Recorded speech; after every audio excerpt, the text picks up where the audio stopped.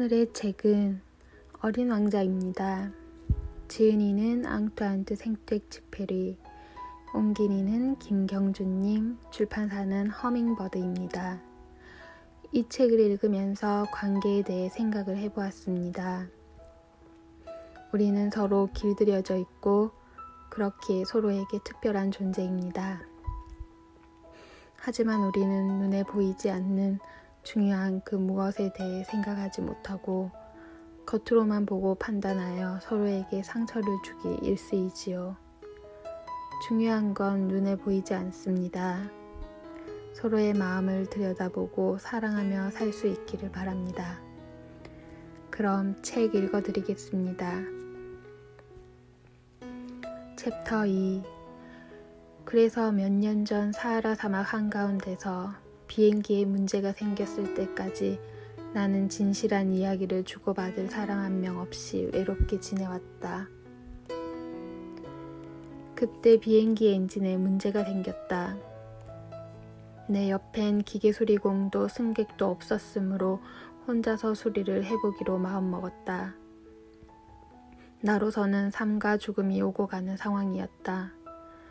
마실 물이 일주일분 정도밖에 남지 않았던 것이다. 첫날 밤 나는 인간이 사는 땅으로부터 수천 수만 마일 떨어진 모래에 누워 잠이 들었다.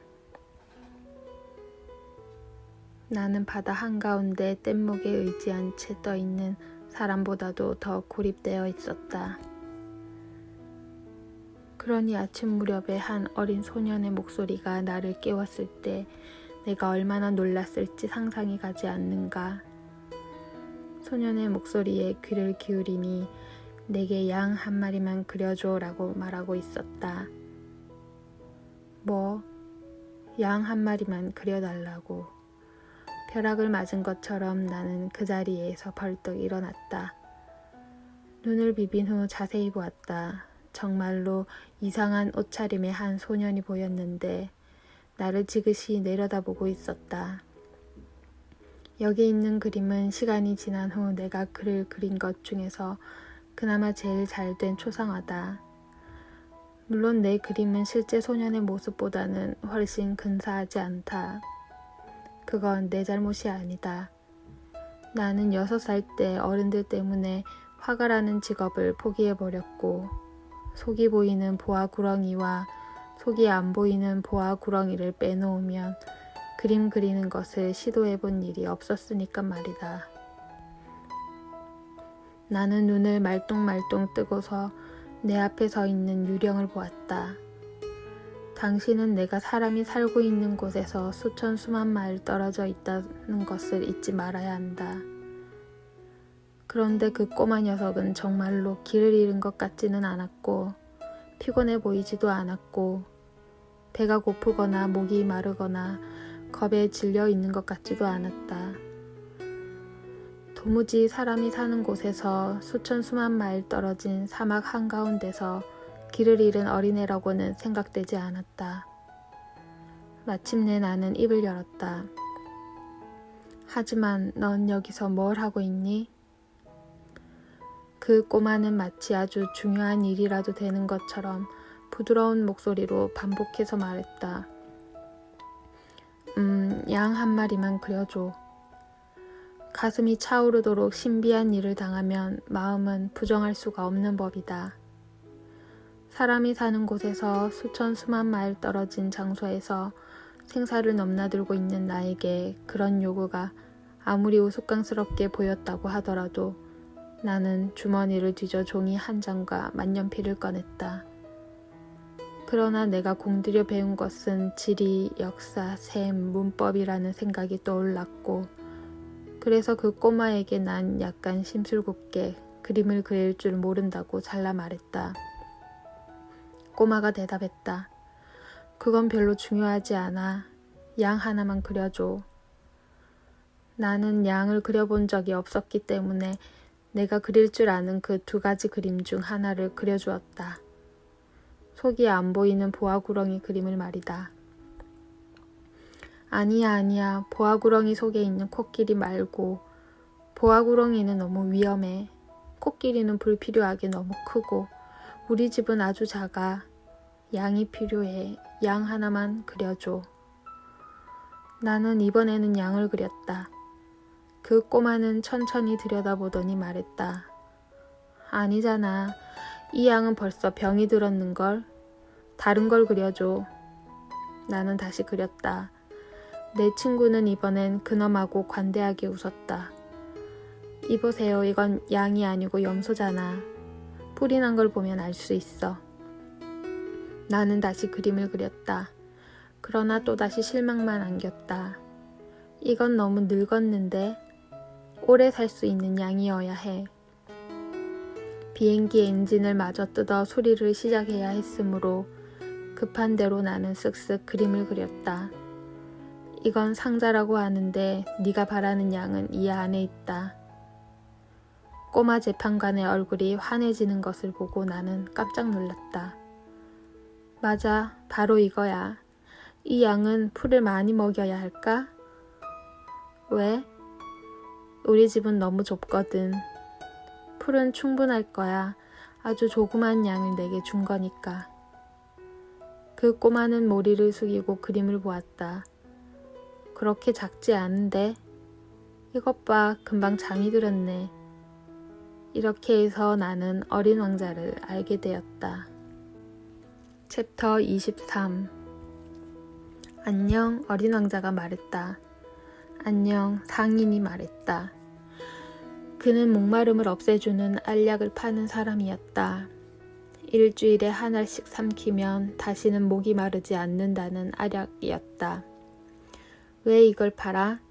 어린 왕자가 물었다. 이건 시간을 절약해주는 알약이야.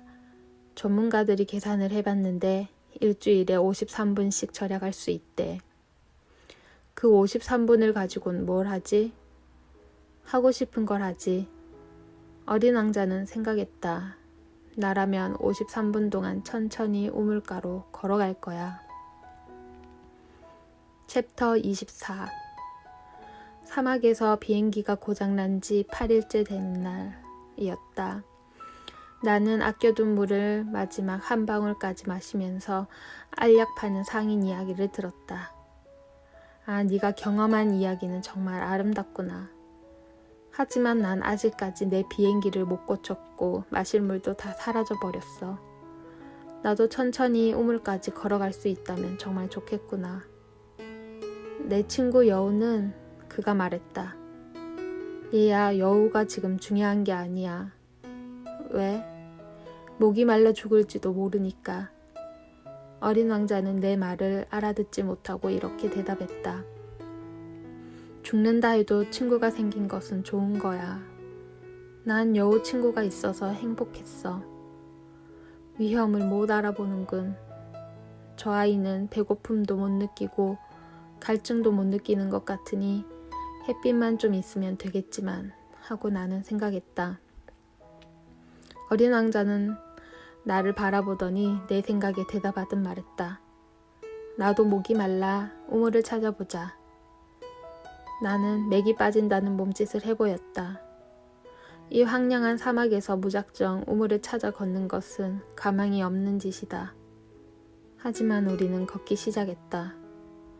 몇 시간 정도 지났을까? 말없이 걷다 보니 밤이 하늘에서 내려왔고 별들이 빛나기 시작했다. 나는 갈증으로 약간 열에 들뜬 채 마치 꿈에서 보듯 별을 바라보았다. 어린 왕자가 한 말들이 기억 속에서 춤을 추며 떠다녔다. 너도 목이 마르니? 내가 물었다. 어린 왕자는 내 질문에 답하지 않았다. 물은 가슴에 좋은 거야 라고 대답할 뿐이었다.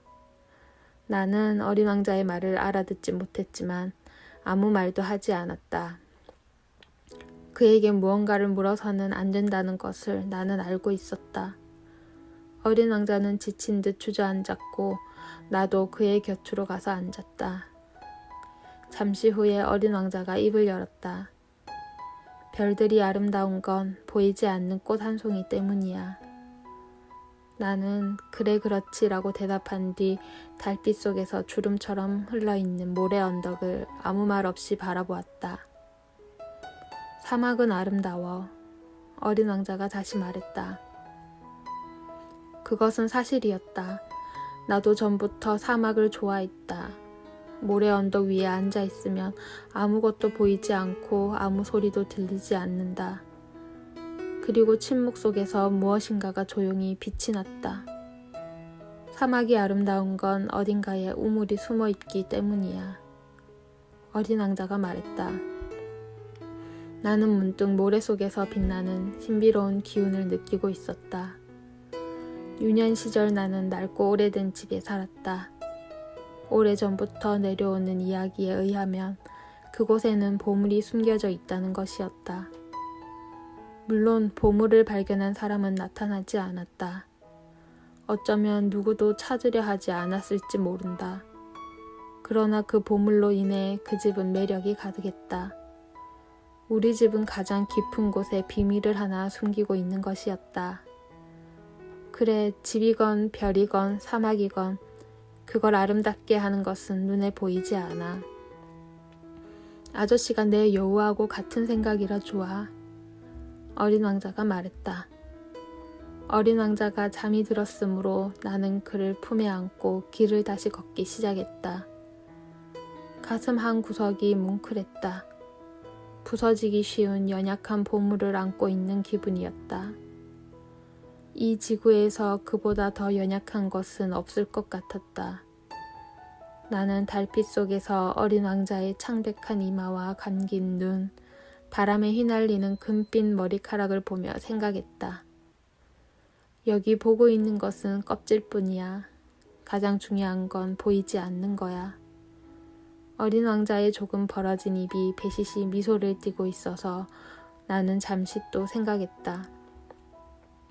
잠들어 있는 이 어린 왕자가 이렇게 내 가슴을 뜨겁게 하는 것은 꽃 하나에 바치는 그의 성실함, 잠들어 있을 때조차 램프의 불꽃처럼 그의 내부에서 빛을 내고 있는 장미꽃 한 송이 때문일 거야.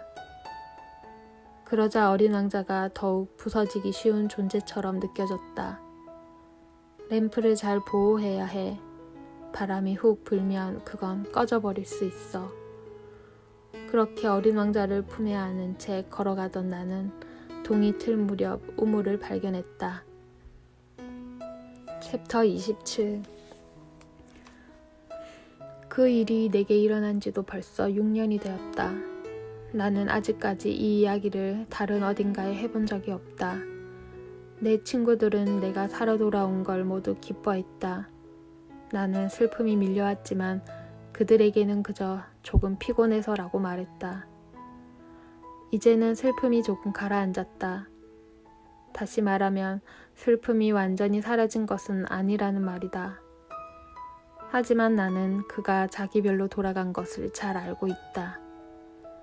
해 뜰 무렵이 되자 그의 모습을 다시 볼 수 없었기 때문이다.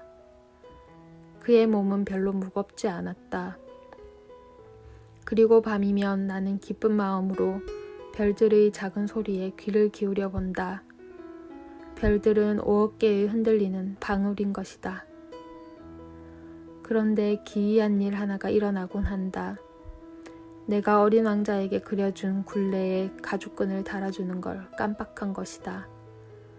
어린 왕자는 그것을 양에게 맬 수 없었을 것이다. 그래서 나는 그의 별에서 어떤 일이 벌어지고 있을까, 양이 꽃을 먹어버렸을까 하며 궁금해지곤 한다. 가끔 나는 생각한다. 절대로 그럴 리는 없을 거야. 어린 왕자는 매일 밤 꽃에게 곶가를 씌워줄 거야. 양을 잘 감시하고 있겠지.